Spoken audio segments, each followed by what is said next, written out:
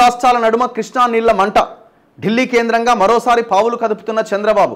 గోదావరి బనకచర్ల లింకుకు అనుమతి ఇవ్వాలని కేంద్రంపై ఒత్తిడి. జీబీ లింకులో సాగర్ కుడికాలువ ద్వారా కృష్ణా నీళ్లకు ఎసరు. కేంద్ర జలశక్తి శాఖ మంత్రిని ఉత్తమ్ కలిసిన 24 గంటల్లోనే అదే మంత్రితో ఏపీ సీఎం డిప్యూటీ సీఎం భేటీ. బనకచర్ల ప్రాజెక్టుకు అనుమతులు, నిధులపై మంతనాలు. 2016లోనే పోలవరం సోమశిల లింకుకు బాబు కుట్ర. ఇప్పుడు రీడిజైన్ చేసి జీబీ లింక్, జిఎస్ లింకుకు పన్నాగం. అప్పుడు 350 టీఎంసీలు అయితే ఇప్పుడు 400 టీఎంసీలకు స్కెచ్. కేసీఆర్ నిర్వాకంతో కృష్ణా జలాల్లో తెలంగాణ వాటాకు గండి. బీఆర్ఎస్ హయాంలోనే ముచ్చుమర్రి, పోతిరెడ్డిపాడు సామర్థ్యాల పెంపు. నాడు ఏపీకి సహకరించి నేడు రాద్ధాంతం చేస్తున్న ప్రధాన ప్రతిపక్షం. ఇప్పుడు ఇందులో బీఆర్ఎస్కి మాట్లాడే నైతిక అర్హత లేదు. జగన్మోహన్ రెడ్డితో కలిసి కూర్చొని ప్రజాభవన్ అప్పుడు ప్రగతి భవన్లోని మొత్తం స్కెచ్ అంత వేసిండు. జీవోలు తెచ్చి చివరికి పోతిరెడ్డిపాడు ఆ పక్కన ఉన్న సంగమేశ్వరం కట్టడానికి ఇక్కడి నుంచి మట్టిని జట్టీల ద్వారా తీసుకుపోయి మెగా కృష్ణారెడ్డికి సహాయం చేసిండు ఇదే కేసీఆర్. మన తెలంగాణ మట్టిని ఆ ప్రాజెక్ట్ కోసం వాడిరు. మరి ఆ ప్రాజెక్ట్ ఏమన్నా ఓన్లీ వాళ్ళకు ఉపయోగపడేది వాళ్ళ జెన్యూన్గా కడుతున్నదా అంటే మన నీళ్ళు ఎత్తుకపోయి కడుతున్నారు, కట్టిండ్రు. దీనికి కేసీఆర్ఏ సహకారం పూర్తి స్థాయిలో అందించాడు. 50% వాటా కృష్ణా జలాల్లో సాధించకపోతే తలకాయ నరుక్కుంటా అన్నాడు. 116 ముక్కలు కావాలి మరి అట్లయితే. ఇప్పుడు రేవంత్ రెడ్డికి ఒక అద్భుతమైన అవకాశం దొరికింది. ఎంతసేపు మిమ్మల్ని ఈయన చంద్రబాబు నాయుడు శిష్యుడు, చంద్రబాబు నాయుడు మొత్తం ఆ చంద్రబాబు నాయుడు పాలన నడుస్తున్నది, ఆయన ఎంటర్ అయ్యిండని మీ మీద ఏదైతే ఆరోపణలు బీఆర్ఎస్ వాళ్ళు కానీ ఇంకోరు కానీ చేస్తున్నారో, మొన్న కేసీఆర్ కూడా మాట్లాడిండు చంద్రబాబు నాయుడు మళ్ళీ ఎంటర్ అవుతున్నాడు అని. ఇప్పుడు రేవంత్ రెడ్డికి అద్భుతమైన అవకాశం. ఈ అంశం మీద మీరు కొట్లాడి కృష్ణా జలాల్లో మన వాటా సాధించే ముందు అట్లీస్ట్ ఈ ప్రాజెక్టులను కనుక మీరు ఆపగలిగితే, పోరాటం చేయగలిగితే ఇప్పుడు ఆయనకు బలం ఉన్నది. ఎందుకంటే ఎన్డీఏలో కీలకమైన భాగస్వామి చంద్రబాబు నాయుడు. ఆడ మోడీని బెదిరిస్తాడు, నువ్వు నా పని చేస్తావా చేయవా, నీ ప్రభుత్వం కూలగొడతాను. ఎందుకంటే నితీష్ కుమార్, చంద్రబాబు నాయుడు అండతో గవర్నమెంట్ అక్కడ నిలబడ్డది. ఇప్పుడు ఆయనకు అవకాశాలు ఎక్కువ ఉన్నాయి మోదీని బెదిరించడానికి, బీజేపీని బెదిరించడానికి, వాళ్ళని బ్లాక్మెయిల్ చేయడానికి. మీరు ఈ విషయంలో ఏ రకంగా వ్యవహరిస్తారన్నది మీ పనితీరు మీద ఆధారపడి ఉంటుంది. ఏమాత్రం మీరు వెనక్కి తగ్గినా, సైలెంట్గా ఉన్నా, ఇంకేమైనా చేయకపోయినా అసలు కేసరి వస్తుంది. మీరు చంద్రబాబుకు లొంగిపోయిర్రు అని ఆరోపణ మీ మీద చాలా తీవ్రంగా వస్తుంది. అది మామూలుగా స్ప్రెడ్ కాదు. సో రాబోయే లోకల్ బాడీ ఎలక్షన్లో, జిహెచ్ఎంసీ ఎలక్షన్లో తీవ్రంగా దెబ్బపడే అవకాశం కూడా ఉంటుంది. రేవంత్ రెడ్డి దీన్ని గమనించాల్సిన అవసరం ఉన్నది. అసలు మీరు చేయాల్సింది ఇమీడియట్గా ఆల్ పార్టీ మీటింగ్ని పిలవాలా, వాటర్ ఎక్స్పర్ట్స్ ఎవరైతే ఇంజనీర్స్ ఉంటారో వాళ్ళందరినీ పిలవాలా, రిటైర్డ్ ఇంజనీర్స్ అని వాళ్ళతో మీటింగ్స్ పెట్టాలా, ఏం చేయాలా దీని మీద అన్నది ఒక కార్యాచరణ రూపొందించి ఢిల్లీకి తీసుకుపోవాలా. మొత్తం మింగిపడేస్తున్నారు మన నీళ్ళని ఏమి లేకుండా. గోదావరిలోని మిగులు జలాలనే బనకచర్ల ప్రాజెక్టుకు తరలిస్తామని చంద్రబాబు చెబుతున్నారు. కానీ అసలు ఆ మిగులు జలాలను కూడా వాటాలు తేల్చకుండా వాడుకోవడానికి వీల్లేదు.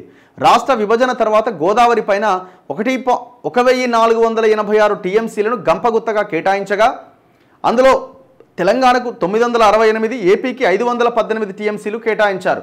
అసలు మిగులు జలాలు ఎన్ని ఉన్నాయన్న దానిపైన కూడా పక్కా లెక్కలు తీయలే. మిగులు జలాల లెక్క తేలకుండా 2 రాష్ట్రాల వాటాలను తేల్చలేని పరిస్థితి. అలాంటప్పుడు మిగులు జలాల ఆధారంగా ప్రాజెక్టును ఎట్లా చేపడతారన్న ప్రశ్నలు ఉత్పన్నమవుతున్నాయి. ఇటు కృష్ణాలో కూడా వాటాలు తేలకుండా ప్రాజెక్టును చేపట్టడం ఏంటన్న సందేహాలు వ్యక్తమవుతున్నాయి. ట్రిబ్యునల్లో రాష్ట్రాల వాటాను తేల్చే సెక్షన్ 3 పైన వాదన వినాలని మనం వాదిస్తుంటే, కాదు ముందు ప్రాజెక్టుల వారీ కేటాయింపులపైనే తేల్చాలని ఏపీ పట్టుబడుతున్నది. దానికి కారణం కూడా ఇట్లాంటి జీబీ లింక్ ప్రాజెక్టులే అన్న అనుమానాలు వెల్లువెత్తుతున్నాయి. ప్రాజెక్టుల వాటాను తేలిస్తే లింకులు చేపట్టి ప్రాజెక్టుల వారీగా కృష్ణా నీటిని తరలించుకోవాలన్న కుట్రలో భాగంగానే ఆ వాదనను ఏపీ తెరపైకి తీసుకొచ్చిందన్న సందేహాలు వ్యక్తమవుతున్నాయి. సో ఇది చాలా ఇంపార్టెంట్ ఇష్యూ. తెలంగాణ రాష్ట్రానికి రావాల్సిన నీటి వాటా కృష్ణా గోదావరిలో మోసం జరిగితే మాత్రం ప్రభుత్వాన్ని ప్రజలు వదిలిపెట్టరు. పోయిన ప్రభుత్వానికి వాళ్ళకి మాట్లాడే నైతిక అర్హత లేదు. వాళ్ళని వదిలేయండి, వాళ్ళ మాటలు పట్టించుకోకండి. మీరు ఏం చేయాలో ఆ పని చేయండి. కేసీఆర్, హరీష్ వల్లే రాష్ట్రానికి అన్యాయం. టెలిమెట్రీలు పెట్టాలని విభజన చట్టంలో ఉన్నా పెట్టలే. ఏపీ జల దోపిడీకి సహకరించింది గత బీఆర్ఎస్ సర్కారే. వాళ్ళ హయాంలోనే ముచ్చుమర్రి, పోతిరెడ్డిపాడు కెపాసిటీ పెంచారు. ప్రగతి భవన్లో జగన్తో కేసీఆర్ అలాయ్బలై చేసుకున్నారు. ఆనాడు ఎపెక్స్ కౌన్సిల్ మీటింగ్కి వెళ్లకుండా రాయలసీమ ప్రాజెక్టుకు సహకరించారు.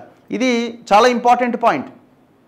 ఇద్దరు ముఖ్యమంత్రులు అటెండ్ అయ్యే ఎపెక్స్ కౌన్సిల్ మీటింగ్కి ఆంధ్రప్రదేశ్ ముఖ్యమంత్రి అటెండ్ అయితే తెలంగాణ ముఖ్యమంత్రి అటెండ్ కాలే. ఎందుకని నువ్వు అటెండ్ కాలేదంటే నేను చాలా బిజీగా ఉన్నా అన్నాడు ఫామ్ హౌస్లో. తర్వాత మీటింగ్కి అటెండ్ అయ్యిండు, అప్పటికే పని కథం అయిపోయింది.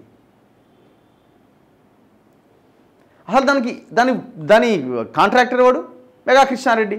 అంతా కలిసి కూర్చొని డిసైడ్ చేసి రాయలసీమ ఎత్తిపోతల ఆ ప్రాజెక్టుకి సహకరించిండు. ఇగో బీజేపీలు కూడా అదే అంటారు. కృష్ణా జలాల విషయంలో మొదటి ద్రోహి కేసీఆరే. ఏపీ నాయకులతో కుమ్మక్కై 299 టీఎంసీలకే సంతకం పెట్టారు. జగన్తో దోస్తానీ చేసి ఇక్కడి ప్రజలకు తీరని ద్రోహం చేశారు. నీళ్ల వాటాలో తెలంగాణకు కాంగ్రెస్ బీఆర్ఎస్ అన్యాయం. దక్షిణ తెలంగాణ ఎడారిగా మారేందుకు ఈ పార్టీలే కారణమని ఫైర్. అందుకే బీజేపీ వాళ్ళ మీద కూడా గురుతర బాధ్యత ఉన్నది రాష్ట్ర బీజేపీ నాయకత్వం మీద. మీరు అవసరమైతే 8 మంది ఎంపీలు ఉన్నారు, ఎంపీల పాత్ర చాలా కీలకం. ఈ 8 మంది ఎంపీలు తెలంగాణకి దక్కాల్సిన వాటా మీద కొట్టాడండి, ప్రజలు మీ వైపున నిలబడతారు. మీ పార్టీ హైకమాండ్కి మీ ప్రభుత్వానికి ముందు పెట్టండి. తెలంగాణకి మనం అన్యాయం చేస్తే చంద్రబాబుకి మనం తలొగ్గితేగా మనం ఆగమైపోతామని మోదీ ముందు పెట్టండి. ఇక ఈయన చూడు బయలుదేరిండి. ఆయన ఏపీ జలదోపిడీపై సర్కారు మొద్దు నిద్రట బయలుదేరిండు హరీష్ రావు. ఆనాడు చేసింది ఏందా? ఆనాడు చేసింది గుర్తులే. జగన్మోహన్ రెడ్డిని ప్రగతి భవన్కి పిలిపించి మంచిగా తినిపించి మెగా కృష్ణారెడ్డి కాంట్రాక్ట్ అప్పగించి అపెక్స్ కౌన్సిల్ మీటింగ్ పోకుండా ఇంట్లో పండుకొని పోతిరెడ్డిపాడు సామర్థ్యాన్ని పెంచేసి సంగమేశ్వరం కట్టేసేలాగా ఉపయోగపడి తెలంగాణలో ఉన్న మట్టిని జట్టీల ద్వారా మెగా కృష్ణారెడ్డి ఎత్తుకపోతుంటే సంగమేశ్వరం కట్టడానికి నోర్లో ఓపెన్ చేసి పండుకున్నది మీరు కదా. ఇప్పుడు దొంగ అంటున్నాడు.